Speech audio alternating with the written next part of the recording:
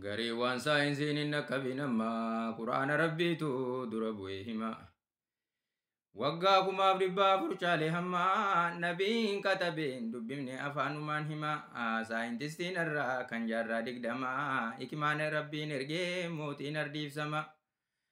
Yaa rabbi isaan hordofsiisi ummata islaamaa akka isaanii wajjin taanu qiyaamaa. Assalamu alaikum warahmatullahi wabarakatuh. Bismillahirrahmanirrahim. Alhamdulillahi rabbil alamin. Salatu wassalamu ala rasulillahi sallallahu alaihi wa ala alihi wa sahbihi ajma'in. Nabii keenya kabajamaaf jaallatamaa irratti salawaata buusaa. Salawaanni kuni gatii hedduu qabdi. Rabbiin nabii irratti salawaata buusee malaayikaanis salawaata buusteeti. Ilma namaallee ajaje jechuudha. Ummata rabbitti amane hundayyuu. Maaliif? Inna allaha yusalluna ala nabiyyi inna allaha wa malaikatahu yusalluna ala nabiyyi ya ayyuhalladhina amanu sallu alayhi wa sallimu taslima. Yusalluna ribar itti fufamma gaafa qiyaamat itti fufa rahmata buusa kanan jechuu barbaade. Arra koomentii lama fuddee dhufe kooment isa kana Facebook irraan fide isa kana immoo koomentiin fuddee dhufe. Ati amma abbichuu deeggartutti yoo maalu hojjette faayidaan qabduu jedhe. Obboleesso ji'a ramadaanaa keessa jirra nun tottokin addunyaa ramadaan nun tottokin arraba keenya waan hamtuu nun haasofsiisin arraba waan hamtuu nun haasofsiisin. Abbichuun ati jettu diinis walitti hin qabnu sii gala ilaalchas walitti hin qabnu hikimaas walitti hin qabnu. Ani isa deeggaruu baadhee waa'ee diinii kootii keessa waan nagalchee hin qabu. Sii gala yoo sii galeefi akkasitti quba qabaadhu haasaa sitti hin baay'isu rabbi si haa qajeelchuun jedha. Ati guyyaa qiyaamaa abbichuu wajjin ka'i. Ani rasuula koo kabajamaa salawaatullaahi wasalaamu alayhi isaa wajjin hin ka'i dhaabbadha gaafas inshaallah. Ati abbichuu wajjin ka'i dhaabbadhu yoo feete. Ani isaa wajjin ka'i dhaabbadhu siin hin jedhu.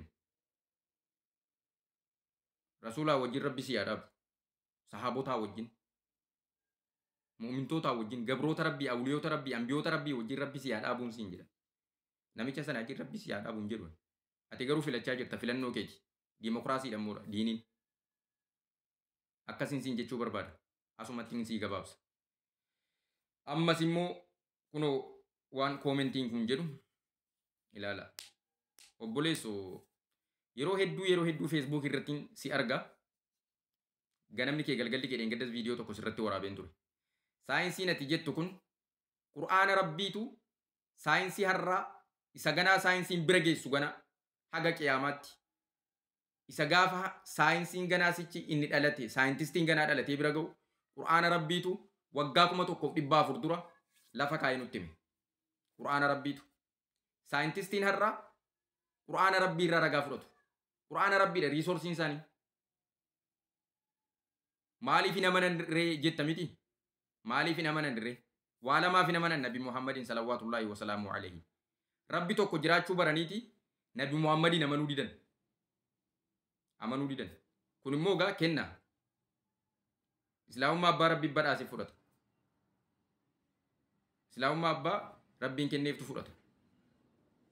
Waa qoratu beekumsa qabu maaliif hin qoranne jechuu barbaadda.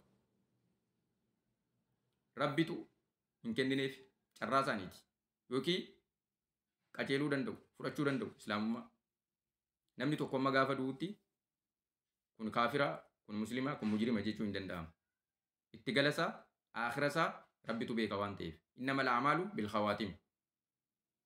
Saayinsii tarra faarsitu kun teknooloojii isaan itti fayyadamaa jiran kan rabbitu waggaa 1400 dura lafa kaa'ee darbe.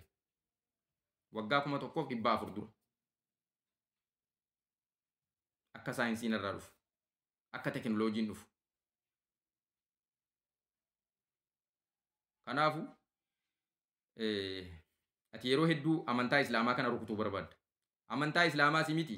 Amantaa islaamaa kasi caaluyyuu rukutuu hin dandeenye.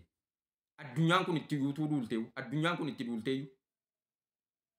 addunyaan meeshaadhaan, teknooloojiidhaan, siyaasaan akka itti raasaa jirtu iyyuu islaamummaa diiguudhaaf, islaamummaa balleessuudhaaf humna sitti hin qabdu, dandeettii sitti hin qabdu. Rabbitu natu eegaa jedheen. Anatu eegaa jedhe islaamummaa rabbitu eega. Kanaafuu osoo yeroon keessi jalaa hin gubatin